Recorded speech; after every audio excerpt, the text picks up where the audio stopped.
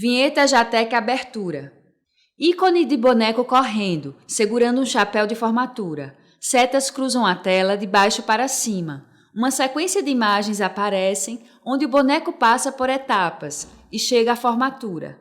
Logo é Jatec. Curso Técnico em Segurança do Trabalho.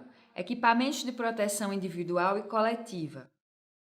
Avaliar e monitorar a qualidade e especificidades do EPI e do EPC. Olá, estudantes. Vamos para a nossa terceira e última competência da disciplina de EPI e EPC. Professor Rildo Duarte. Descrição.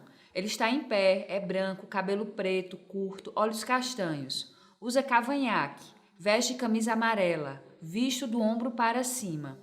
A gente já passou pelo conceito de EPI e EPC, a gente já passou como se determina os EPIs e EPC, como se utiliza os EPIs e EPC, e por fim, nessa última competência, a gente vai avaliar a eficácia do EPC e do EPI.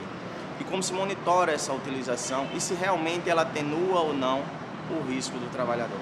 Então é algo que poucas empresas, poucos profissionais têm feito, apenas determina aquela proteção coletiva ou aquela proteção individual para o trabalhador, mas não tem a real noção se vai conseguir atenuar o risco ou não.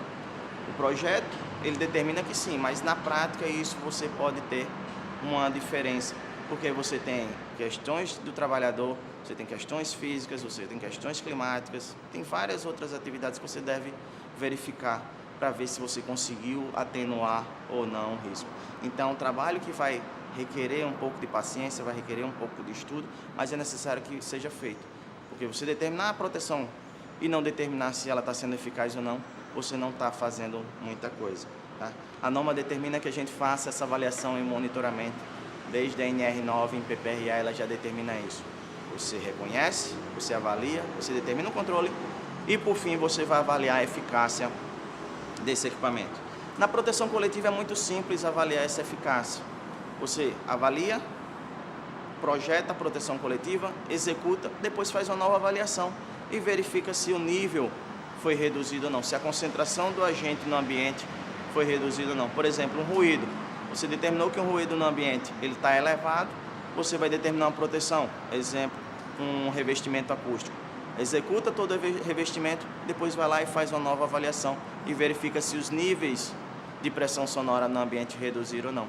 Então é muito simples fazer uma avaliação de uma proteção coletiva. A avaliação da proteção individual é que vai requerer um cuidado maior. Você não tem a certeza de que aquele equipamento vai atenuar o teu risco. O CA, o certificado de aprovação, ele determina quanto daquele risco pode ser atenuado, qual risco pode ser atenuado, mas isso é uma determinação feita em laboratório, feita em condições ideais. Então, aquilo é um parâmetro para você utilizar, mas você precisa verificar se aquilo está sendo executado ou não, se você está conseguindo atenuar aquele risco ou não.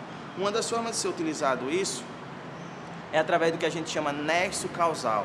O que é isso? O médico do trabalho, ele vai verificar uma doença do trabalhador e verificar se aquilo condiz ou não com a atividade. Ele vai pegar a descrição da atividade e vai pegar a descrição da doença do trabalhador e casar e verificar se aquela doença foi ou não adquirida pelo trabalhador na execução da atividade dele. Então, por exemplo, se o médico sinaliza para a gente que a gente está tendo muito afastamento, muitas doenças em um determinado setor, já é para levantar um alerta. A gente tem que ir lá e verificar, a proteção que a gente determinou está sendo eficaz ou não. Por exemplo, um ruído, novamente a gente falando do ruído, a gente determinou uma proteção auditiva para o trabalhador. A gente forneceu a proteção auditiva, mas o médico começa a sinalizar para a gente que está tendo perda auditiva dos nossos trabalhadores. Algo está errado. Ou pode ser um problema físico do trabalhador, um problema de saúde, ou pode ser do ambiente. Então a gente não determinou a proteção adequada. Então o nexo causal, que é feito pelo médico do trabalho, já é uma forma da gente avaliar. Outra forma da gente avaliar é a percepção do trabalhador. O próprio trabalhador ele percebe se está conseguindo ou não atenuar isso. A gente pode fazer uma pesquisa de percepção. A norma determina que o equipamento ele seja confortável para o trabalhador. Mas a gente deve tomar cuidado do que é confortável para o que está prejudicando o trabalhador. Porque o EPI, por si só, ele não é confortável. Você não tem como dar conforto. Por exemplo, a utilização de uma bota de segurança, ela não é confortável, ela aperta, ela é pesada, então ela não vai dar um conforto adequado para o trabalhador, diferente de um tênis, um sapato que ele usa no dia a dia. Então você deve ficar atento se está prejudicando, se está apertando o trabalhador, se está ferindo, aí tudo bem, a gente precisa trocar. Mas nenhum tipo de equipamento é confortável. Um capacete, por exemplo, você passar um dia todo usando um capacete desse, aperta a tua cabeça, você começa a transpirar, começa a esquentar a tua cabeça, não é confortável. Mas é aquilo que eu falei, você tem que ter o limiar do que é desconfortável para o que está prejudicando. Então você pode tratar isso também como uma percepção do trabalhador. Faz uma pesquisa de percepção, pergunta como é que ele está se sentindo com aquele equipamento. Então é outra forma da gente avaliar e a gente monitorar o equipamento também. Então muito cuidado, principalmente com o certificado de aprovação. A gente viu, quando a gente vai determinar o equipamento, eu tenho que saber o CA. Para avaliar a eficácia do equipamento, eu também vou verificar o CA. Mas não só o CA. Vou verificar o CA, vou verificar a utilização do equipamento, vou verificar a questão de afastamentos de doença também. Por exemplo, o equipamento proteção auditiva, falando novamente nele, ele tem um nível chamado nível de redução de ruído, que chama NRR. Todo equipamento de proteção auditiva tem esse NRR, que é quanto de decibéis aquele equipamento pode atenuar. Por exemplo, um protetor auditivo comum, ele tem 17, em média, 17 decibéis de atenuação. Mas, volto a frisar, isso não é atenuação real, não é atenuação que vai chegar ao ouvido do trabalhador. Porque, por exemplo, ele trabalha com ele inserido, ele vai começar a transpirar, ele vai começar a executar outras atividades, ele começa a falar, a mastigar e o equipamento tende a sair. Então é necessário que a gente tenha esse monitoramento. Esse monitoramento ele começa também a partir do treinamento. A gente vai treinar e a gente deve fiscalizar a utilização do equipamento no trabalhador.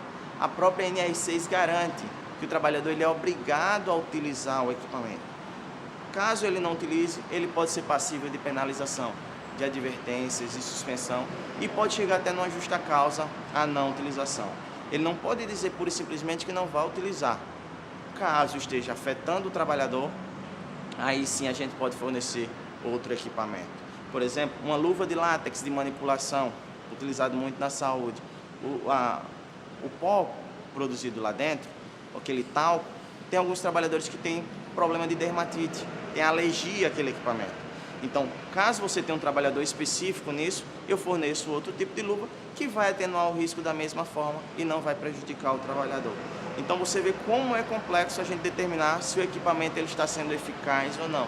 O EPC é mais simples, mas o EPI vai requerer um cuidado especial, uma investigação especial, uma participação da medicina do trabalho junto da gente da área da segurança para ter essa interligação, porque senão a gente não tem condições de avaliar apenas olhando o trabalhador se ele está utilizando ou não o equipamento.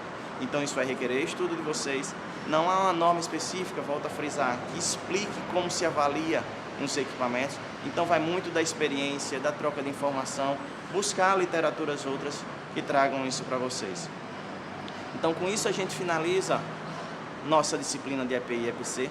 Você vê como não é fácil essa determinação e como o EPI vai ser o último passo. O EPI é muito complicado a gente determinar. A maioria dos técnicos invertem a ordem de priorização.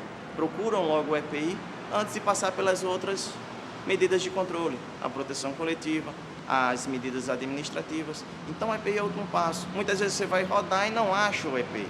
Então é complexo esse estudo, que não vai parar por aqui. É necessário que vocês se aprimorem. É necessário que vocês busquem mais informação, porque o que a gente tem normativo é muito pouco, ok?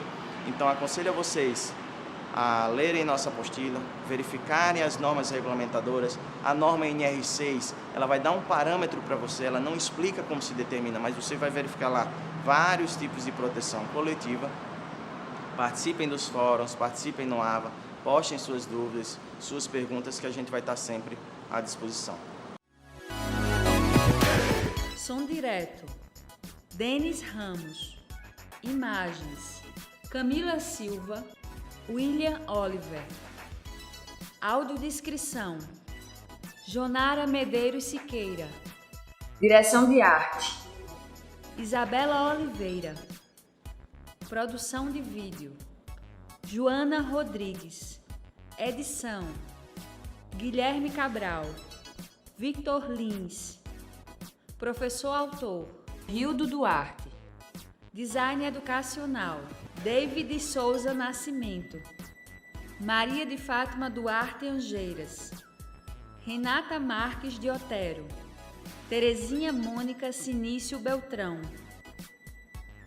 Coordenação do curso: Manuel da Silva Vanderlei.